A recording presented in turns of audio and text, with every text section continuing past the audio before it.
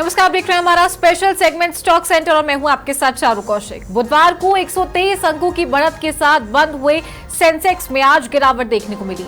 लाल निशान में दिख रहा सेंसेक्स 100 अंकों से अधिक की गिरावट के साथ 82,300 के आसपास कारोबार कर रहा है। तो वहीं निफ्टी में 300 अंक और बैंक निफ्टी में 50 अंक से अधिक की गिरावट देखने को मिल रही है।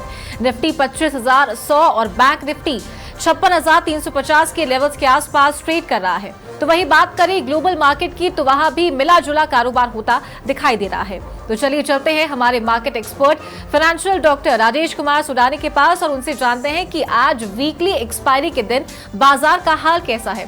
गुड मॉर्निंग राजेश जी, बहुत स्वागत है आपका समाचार प्लस पर। नमस्कार Charu ji, thank you very much. Rajesh ji जी हाँ बताइए चारू जी, बोलिए। जी, सबसे पहले आज बात करते हैं सोने की। तो बाजार खुलते ही सोने में तेजी देखने को मिली है। इस बढ़त की वजह क्या है और आगे गोल्ड का रुख क्या रह सकता है? चारू जी, गोल्ड के अंदर जैसे कई बार अपनी बात हुई है 92, 94, 95 पे बाइंग बनती है और इस बार गोल्ड का भाव 1,05,000, 1,10,000 तक जाएगा शॉर्ट टर्म में। लेकिन लॉन्ग टर्म में अभी भी हम लोग चांदी में बहुत तेजी में है। चांदी का भाव 1,20,000, 1,25,000 होना चाहिए और यहाँ पर आप लोग के माध्यम से आपके दर्शकों को चांदी अपन ने 85-90 हजार रुपए में भी 3-4 बार सजेस्ट की थी, उन लोगों को काफी अच्छा गेन मिल रहा है। तो गोल्ड के अंदर तो 92, 94 पे बाइंग, 1,05,000, 1,07,000 में सेलिंग। बट अपने को चांदी हर घटने पर चांदी को अपने को लेना है। राजेश जी, ब्रेंट क्रूड की कीमत एक बार फिर $70 प्रति बैरल के पार निकल चुकी है और आज इसमें करीब 4% की तेजी भी देखी गई है। इसका किन किन सेक्टर्स पर सीधा दबाव दिख सकता है? क्रूड का सीधी सी बात है कि पीएसयू जो रिफाइनरीज ओएमसीज कंपनीज है उन पे हमेशा नेगेटिव इम्पैक्ट होता है। पेंट्स कंपनियों के लिए क्रूड रॉ मटेरियल होता है। जब जब क्रूड की कीमत बढ़ेगी तो पेंट कंपनियों पे इसका नुकसान होगा। लेकिन ये $4 कोई बहुत बड़ा मेजर इशू नहीं है। क्रूड अपना 60 से 60 to 75 के बीच में ही रहना चाहिए।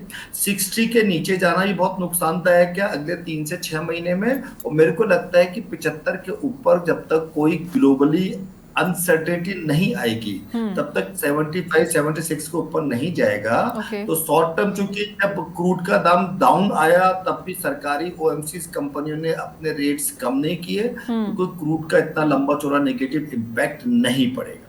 ठीक है राजेश जी, निफ्टी दिन के ऊपरी स्तर से फिसल कर नीचे आ गया है। मिड कैप स्मॉल कैप में भी मुनाफा वसूली दिख रही है। तो ऐसे में अब कौन से लेवल निफ्टी के लिए अहम रहेंगे? निफ्टी का एक ही लेवल जो लगातार पिछले 5-7-10 बार हम बोल चुके हैं, 25,200 के ऊपर जब तक निफ्टी की क्लोजिंग नहीं आएगी तब तक बाजार में तेजी नहीं है। 25,200 के ऊपर निफ्टी 6 से 7 बार वापस आ चुका है। तो निफ्टी के अंदर 25,200 के ऊपर की क्लोजिंग आनी बहुत जरूरी है।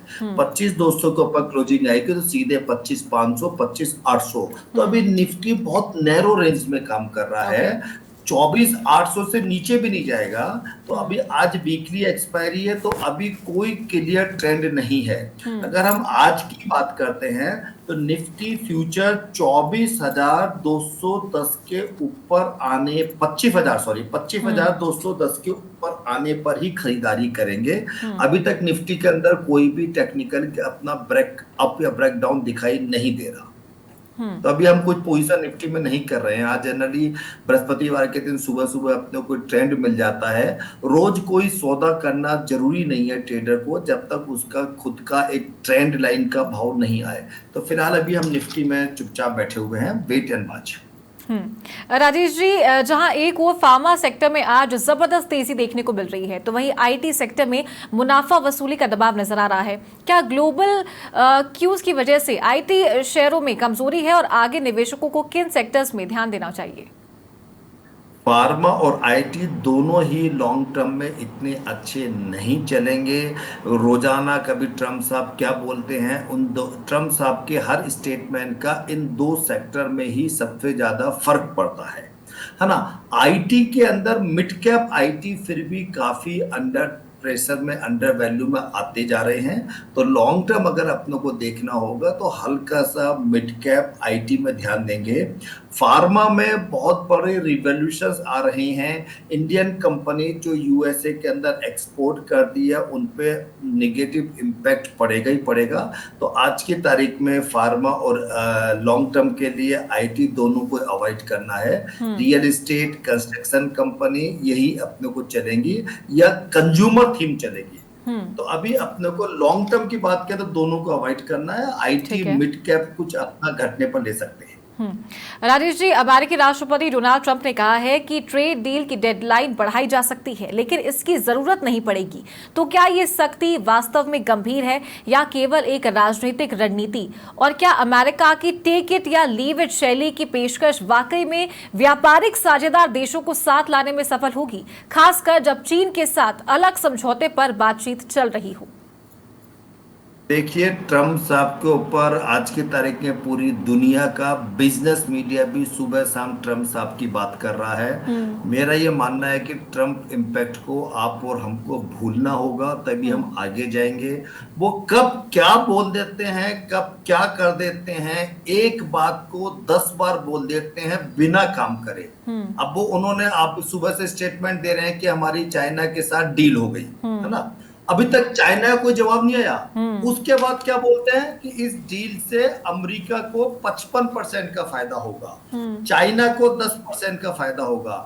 बताइए, पब्लिकली ऐसी डील बोलने से, मान लो आज आपकी मेरे बीच में कोई डील भी होती है और मैं पब्लिकली बोलता हूं कि आपको सिर्फ 10% का फायदा होगा, मुझे 55% का, आप क्यों करोगे डील? तो उनके स्टेटमेंट पे छोड़ दीजिए चारू जी। और मेरे हिसाब से वर्ल्ड को अब उनको नेग्लेक्ट करना वर्ल्ड ने स्टार्ट कर दिया है और हर कंट्री अपना सब्स्टिट्यूट ढूंढ रहा है। हर कंट्री अपनी आर्थिक पॉलिसी इस ढंग से बनाना चाहता है कि उसको फायदा हो। तो ट्रम्प साहब के किसी स्टेटमेंट के ऊपर अपन को रिएक्शन करने का आज की तारीख में कोई चीज समझ में नहीं आती।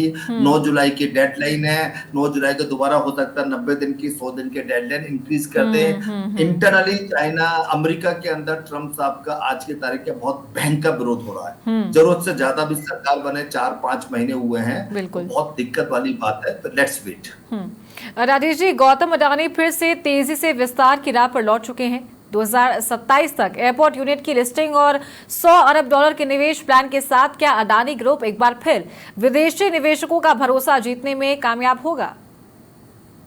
बिल्कुल होगा। अडानी ग्रुप पूरे वर्ल्ड के अंदर बहुत तेजी से प्रोग्रेस कर रहा है, काम कर रहा है। और अडानी ग्रुप की जो नई जनरेशन आई है वो काम में बहुत ज्यादा अपने अलग होशियारी से काम कर रही है। तो best wishes for Adani group. और देखिए क्या है कि जब भी कोई कंट्री का डेवलपमेंट होता है ना, आप अडानी अंबानी की बात करते हैं, राजनीतिक लोग इनके नाम लेते हैं, अपनी इकोनॉमी इतनी तेजी से ग्रो कर रही है, 2, 4, 5 ग्रुप को तो आगे आना ही होगा।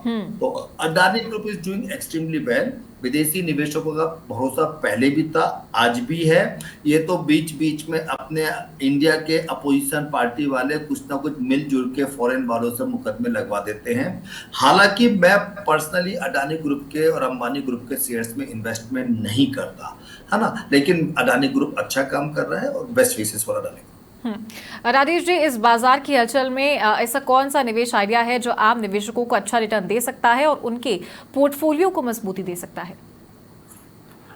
देखिए, अभी क्या है कि आज वेट एंड वॉच की स्थिति है मार्केट में। अभी आराम पे शांति रखनी चाहिए। निफ्टी के ऊपर 25,200 के ऊपर जाने पर ही बाइंग करनी चाहिए।